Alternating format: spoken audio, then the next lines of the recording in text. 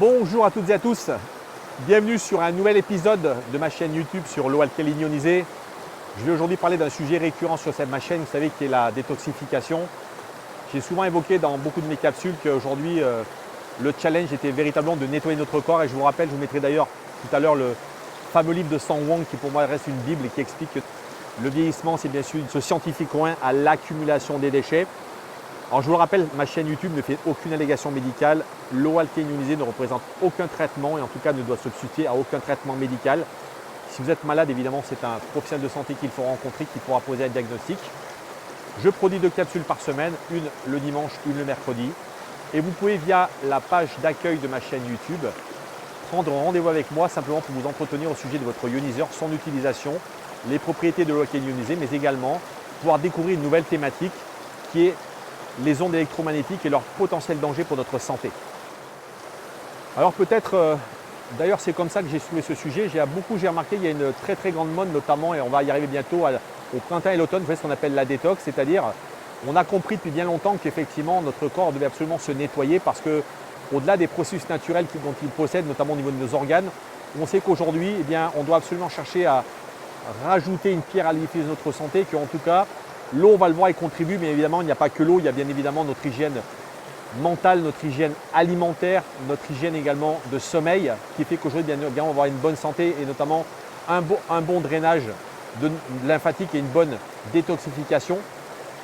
Je voulais simplement introduire ma capsule pour vous rappeler peut-être que j'ai pris cette capsule sous l'angle d'une lecture que j'avais faite d'un naturopathe qui s'appelle Valentin Marchesso, qui est d'ailleurs le père de la naturopathie. Donc sachez que cette capsule sera plutôt orientée par les gens qui connaissent la naturopathie, qui avaient simplement s'étaient rendu compte que notamment les toxines de notre corps, ils les avaient classifiées en 2 types de toxines, ce qu'on appelle les cols et les cristaux, on verra ce que c'est tout à l'heure.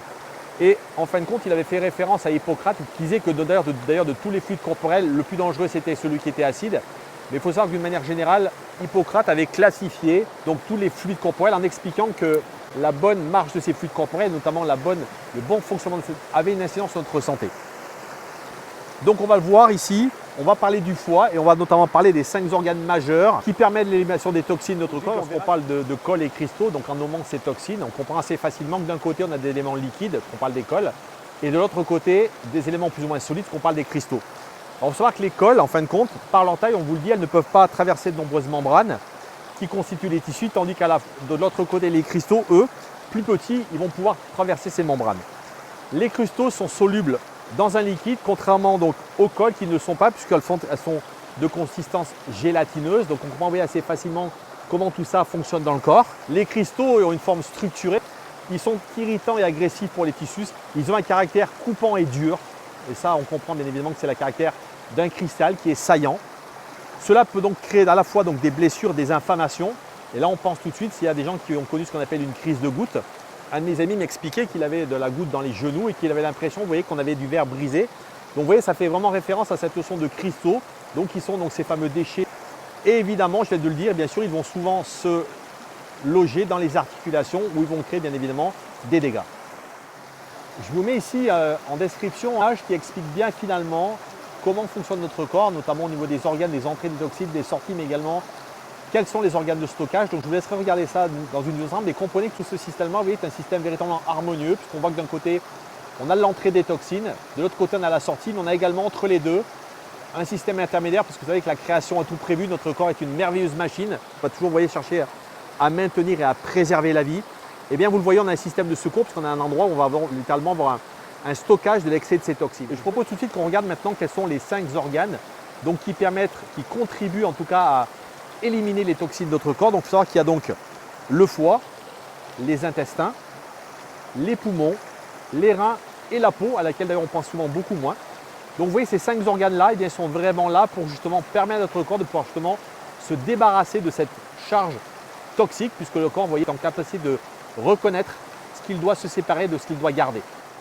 Alors vous l'avez compris, j'ai parlé en introduction des cols et des cristaux, et bien ça va être nécessairement bien sûr ces organes qui vont être là justement, qui vont être en charge de pouvoir se débarrasser de ces cols et de ces cristaux. Et on va le voir que chaque émonctoire finalement de chaque organe, il est capable d'éliminer, et bien en fin de compte, l'un ou l'autre de ces déchets. On verra même qu'il existe un organe qui est capable de dégénérer, donc de traiter les deux. Donc il existe des émonctoires spécifiques, qu'on a donc les reins qui sont donc des émonctoires qui vont être là pour libérer les cristaux, donc ces éléments solides. Et de l'autre côté, nous avons la peau qui, elle, vous voyez, va être capable justement de mixer, puisque c'est le seul organe qui va être capable à la fois de mixer les cristaux et les cols en même temps. Alors votre foie, sachez que c'est un organe majeur dans votre corps, c'est véritablement lui qui est un chef d'orchestre, un filtre ultra puissant de votre corps, parce qu'en fin de compte, il va donc épurer votre sang, bien évidemment, qui est chargé de produits toxiques. Donc le foie, il tue les microbes et les virus, il neutralise bien évidemment les toxines, vide le sang des cellules mortes, des minéraux usés, des cadavres bactériens, le cholestérol. C'est vraiment un organe qui est extrêmement polyvalent. C'est un organe de nettoyage et c'est véritablement un organe qui va lui être donc là donc pour spécialiser dans les cols. Et il a notamment un organe que vous connaissez tous qui est la vésicule biliaire, donc qui est cette petite poche située sur le foie qui va donc grâce à la bile va permettre justement d'éliminer les toxines. Ensuite, on a bien sûr nos intestins qui mesurent à peu près 7 mètres. On a donc l'intestin grêle et le côlon. Mais pour l'intestin grêle, on va avoir effectivement bien sûr toute l'absorption des nutriments alimentaires. Ensuite, ces nutriments, ils vont arriver bien évidemment dans le foie où ils vont être encore une fois d'une certaine manière retravaillés, retransformés. Et une fois transformés, dans le foie, elle va les relâcher donc dans le courant sanguin pour les redistribuer vers le reste de l'organisme. Donc vous voyez que ce système-là est un système, c'est très schématique, mais en tout cas, je vais vraiment vous montrer à quel point tout ce système est extrêmement organisé. Évidemment, après l'intestin, on trouve le côlon où on va donc retrouver les selles. Donc imaginez-vous simplement que les selles sont finalement les déchets qui n'ont pas été en capacité d'être retraités et qui vont donc être évacués par ce canal. On a ensuite nos poumons, également très importants, parce que ce sont eux qui nous permettent de respirer. Donc on a de l'air qui arrive aux poumons et qui vont rentrer donc dans les alvéoles pulmonaires pour gagner bien sûr la circulation sanguine. Et de l'autre côté, évidemment, sur l'expiration, on a bien sûr le gaz carbonique et les autres déchets qui prennent le chemin contraire pour effectivement être expirés. Il possède également des cils au niveau des muqueuses et cela empêche l'intrusion bien évidemment de tout ce qui est poussière que vous allez respirer. Vous voyez, c'est une espèce de gros tamis qui va empêcher donc l'intrusion de matières qui poseraient problème, en tout cas au niveau de leur grosseur. Ils excluent également les déchets semi-solides comme les glaires lorsque vous êtes en train de cracher, qui sont bien sûr des cols qui sont causés par une alimentation trop grasse, trop sucrée par exemple, et surtout trop abondante. Également, un émonctoire très important, bien sûr, ce sont vos deux reins. Ils filtrent le sang, donc ils constituent l'urine après la filtration. Et cette dernière d'ailleurs qui est composée de 95% d'eau sur 1,5 litre par jour à peu près d'urine. Et bien le reste, ce sont les fameux déchets minéraux, donc ce sont déchets cristalliques, c'est ces cristaux. Et là on va donc trouver l'urée, l'acide urique, la créatinine, les sels minéraux. Et vous voyez, lorsqu'on parle notamment de calcul, eh bien, ce sont ces fameux calculs, vous voyez, qui vont abîmer bien sûr la paroi du rein. Petite précision notamment sur les calculs rénaux. Sachez que les calculs rénaux, ils sont composés de déchets cristaux et que les calculs biliaires, eux, sont composés de colle. Donc vous voyez que, encore une fois, le corps fait vraiment ce distinguo, mais en tout cas à attitrer à chaque organe une spécificité. Cinquième émonctoire très important de notre corps, c'est notre peau. Vous savez, notre peau, c'est le premier rempart contre les bactéries. C'est le plus grand organe de votre corps, on en a à peu près 2 mètres carrés. Elle est composée de 3 couches, épiderme, derme et hypoderme. Donc l'épiderme, c'est la partie qui protège votre peau.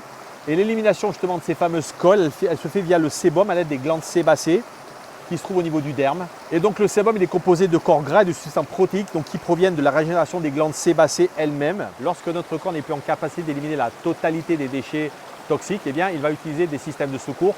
Et donc il y a, vous voyez, 5 endroits supplémentaires où on va stocker ces déchets.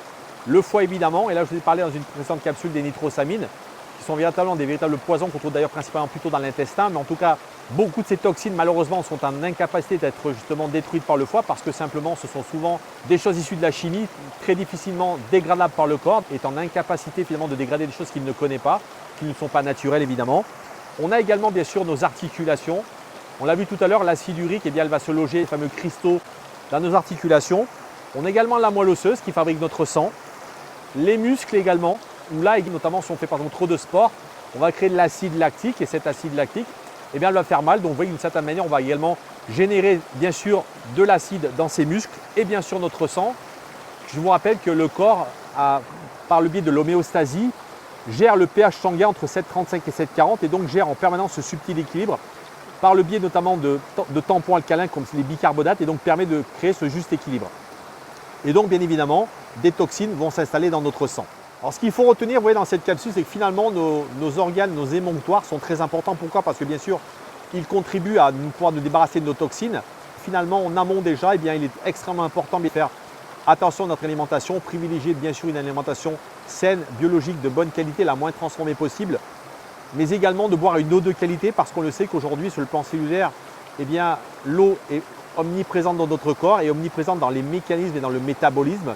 Avoir une bonne hygiène de vie et boire une bonne eau va véritablement contribuer à augmenter le niveau de votre santé, votre niveau de votre système immunitaire, mais également de votre vitalité. L'eau alcaline ionisée présente un potentiel très intéressant à tous les niveaux. Je vais d'ailleurs vous remettre ici une capsule récemment que j'ai fait d'un professeur japonais qui nous explique la théorie de l'amont et de l'aval. Donc il va vous parler justement de ces notions d'organes et comment il explique à quel point il faut faire attention à ce qu'on mange, mais également boire bien sûr l'eau alcaline ionisée parce que à beaucoup d'étages, dans beaucoup d'organes, cette eau va être une aide précieuse pour permettre à votre corps d'améliorer la performance de ces mécanismes. Encore une fois, aujourd'hui on le voit, ce qui pose problème, c'est l'accumulation de ces déchets, comme dit Sang Wang. C'est le fait que lorsque nous accumulons ces déchets, finalement, ils deviennent des bombes à retardement dans notre corps, créant bien évidemment des dysfonctionnements, des maladies, des allergies. La détox fait partie des clés d'une bonne santé et qu'une bonne hygiène de vie, mais également une eau alcaline ionisée de qualité, peut être une aide très précieuse pour rajouter une pierre à l'édifice de votre santé.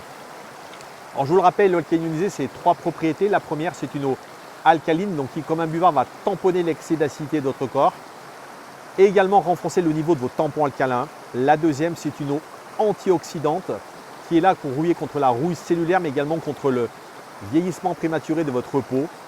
Et la troisième, c'est une eau hexagonale, microstructurée, qui va permettre une meilleure assimilation des nutriments, des minéraux, mais également une meilleure chélation, un meilleur nettoyage cellulaire. On a vu à quel point justement dans cette capsule, nos émonctoires avaient besoin de cette aide précieuse, justement d'une bonne détox grâce à une eau de qualité. Voilà, je vous dis à très bientôt. Prenez soin de vous.